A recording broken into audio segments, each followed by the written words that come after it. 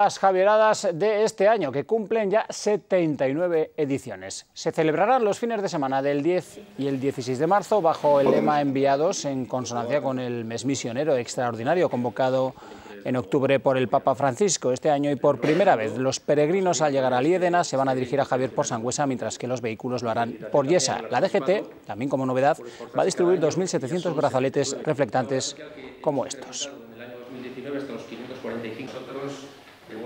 Los brazaletes son muy fáciles de colocar, se colocan así, con un ligero golpe. Vienen muy bien tanto para las muñecas, como para los tobillos, como para los codos. Y aunque parezca un elemento sencillo, incrementa enormemente... Vale, vamos a poner uno, claro que sí. Vamos a ver. Perfecto. Simpático, ¿no? Entonces, incrementa muchísimo la visibilidad de los peregrinos, sobre todo por la noche, a toda hora, pero sobre todo por la noche.